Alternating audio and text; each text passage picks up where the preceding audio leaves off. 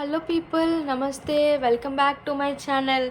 In this video I will discuss about the continuation of the ear.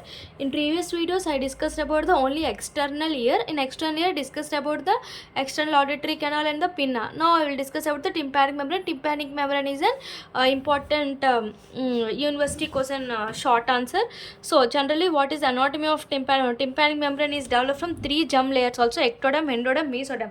In ectoderm, endoderm, mesoderm, from three germ layers, this tympanic membrane is developed. It is characteristics of three layers like outer ectoderm, inner mucosa, we can call it as ectoderm, endoderm. Okay, wait a minute. Okay, epithelium or endothelium also we can call. Like we can remember three layers like ectoderm, fibrous layer, mucosal layer. Fibrous layer consists of radial, circular, parabolic layer. So three layers are present in what? Three layers are present in tympanic membrane. Tympanic membrane, so three layers. Like you can remember like epithelium, fibrous, inner endothelium. Epithelium, outer epithelium, fibrous or inner endothelium. Like ectoderm, fibrous or mucosa, any one of them you can remember. See, normal color of we should know the characteristics how it appears. Normal color is pearly gray and translucent. If there is any no translucent, no color pearly gray, sometimes we can called as perforation. If perforation is happened, so any infection is happened, all this. So normal color is pearly gray and translucent. Generally angle with horizontal is 55 degrees with horizontal. It is horizontal with 55 degrees. Okay, and surface area is 90 millimeter square. See, generally tympanic membrane is present like this. So the total surface area is 90 millimeter square, but only a vibratory area is 55 millimeter square. This is important. 55 millimeter square. The angle with horizontal also important. 55 degrees with horizontal. Both are 55. Next, dimensions means length, breadth, height, 10 into 9 into 0.1 millimeters. Okay, 10, 9 and 0.1. Next, how we can see is concave. Like concave attached to the, here malleus is present. Malleus is attached to the tip of the malleus is attached to the tip of handle of malleus attached to tympanic membrane. Tympanic membrane attaches tip of the handle of malleus. Tympanic membrane attaches the tip of the handle of malleus. Next, this middle structure is seen through tympanic membrane. When we see the tympanic membrane, some structures are present.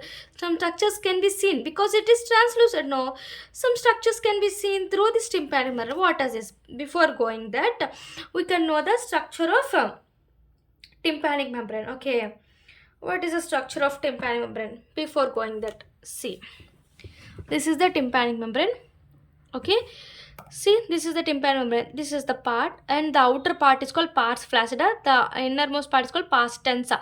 Flaccida. See, flaccida only blue color. It is loose. It is very loose. It is very loose, and it is pars tensa is tense, very tight. It has very tight, and pars flaccida is very loose. See, in pars tensa is surrounded by an orange color structure. Is see this orange color? This is called annulus. This annulus only present in the pars tensa. No annulus is present surrounding the pars flaccida. So it is very tight. It is very loose. Okay, this is the structure of this tympanic membrane. Next, what are the structures we can see through tympanic membrane? Middle ear structures. See, this is the, I discussed the pars flaccida. This is the pars tensa. Okay. First, what is the first this structure? What is this structure? And what is this structure? Okay. First, we can see the shadow of incus. This is the incus. See, middle ear has three mis malleus incus stapes. So we can see the shadow of incus here at this position. Shadow of incus and shadow of round window also seen at this position. See, this is shadow of round window. And eustachianus tube is present, but it is very rare. Next, lateral pores of malleus. This is the malleus where it is attached to the tympanic membrane. I discussed no handle of malleus. All this lateral pores of malleus can be seen here through we can see this tympanic membrane. See, this is the lateral pores of malleus.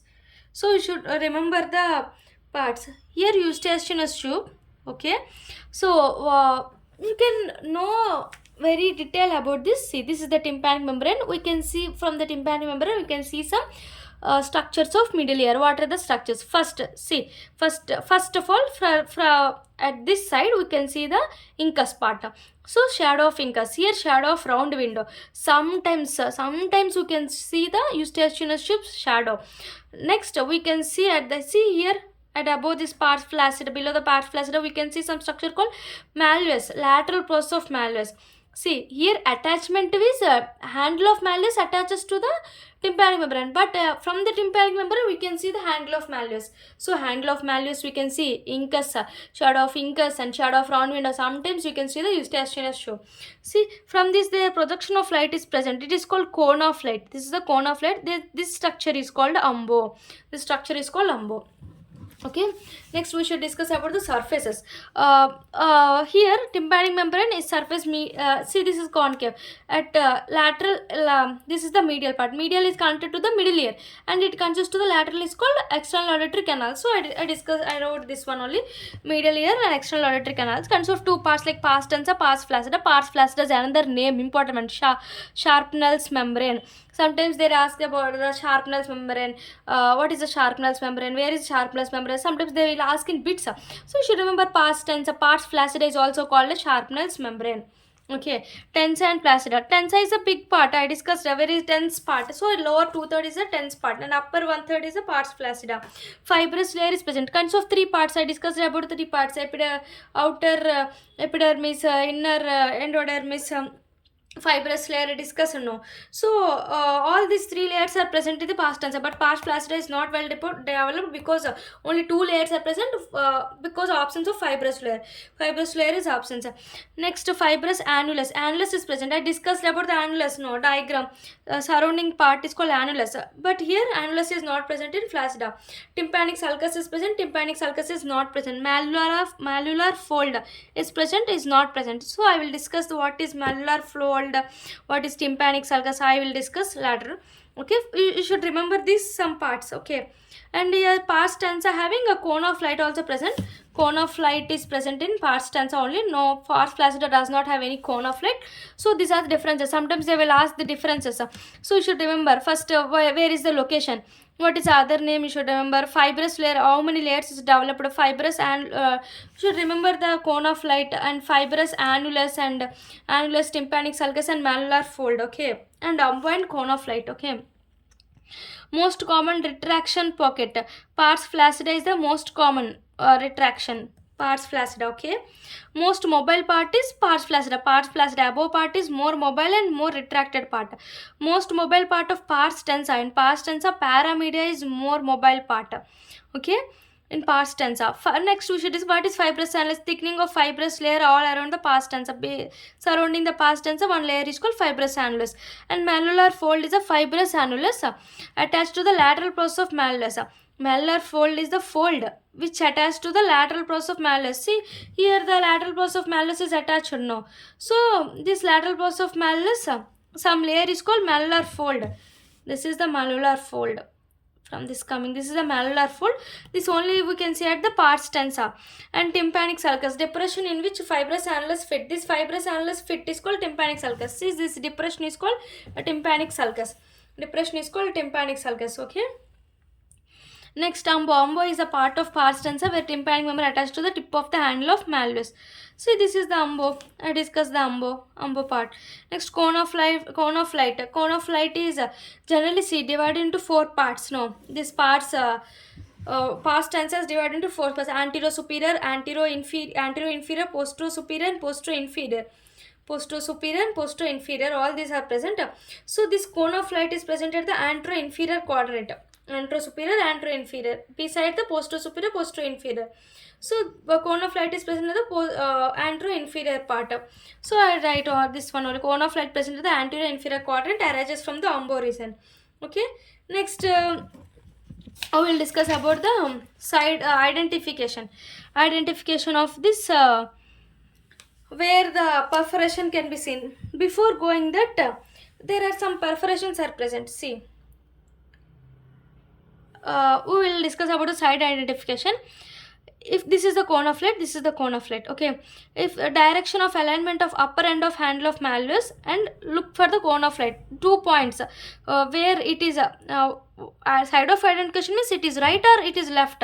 How we can identify? We can identify 2 parts. First, handle of malleus, upper end of handle of malleus direction, and look at the cone of light. Generally, cone of light should be present at the anterior inferior. If it is present here, if it present here, so it is anterior inferior. See, at the right side, this is the left side. At right side, direction of alignment of upper end of malleus. See here, upper end of malleus, like means here, see, like this upper end of malleus means right. So it is present at the right side, it is anterior inferior part. See, it is present at the left side, so it is called left side tympanic membrane. Okay, this is the side identification, and some important perforations are present. They will ask in bits. See, what are the perforations? See, okay, this is the pars flaccid. Pars flaccid has one perforation called etic perforation. Okay, here subtotal perforations, small central perforations, and large central perforations, and total perforation. Total undergoes perforations. So these are the 4 types. 5 types of perforations are present: total, small central, large central, subtotal. Total is subtotal. Next, etic perforations. What are these? Central perforations, any perforations at the pars tensa. Central means here, any perforation at the pars tensa. And etic perforation is pars flaccida. Small central perforations involve only one quadrant. Only one quadrant involve. Small, large means more than one quadrant is large central perforation. Subtotal perforations involves all quadrant of pars tensa, but annulus is intact. See, it involves the total part but not involves the annulus. So it is called subtotal perforation. Total perforation is perforation all the quadrants along with annulus. So these are the 5 types of perforations. So you should remember, sometimes they will ask what is central, what is subcentral, subtotal, total. Subtotal and total they will mainly ask. Subtotal means involves all sides of pars tensa except the annulus part. Total, annulus, and total all quadrants is called total perforation. This is subtotal perforation. Next, central means one quadrant, more than one quadrant is called large central perforation. Etic perforation is pars flaccida. Okay, these are the perforations comes under this tympanic membrane.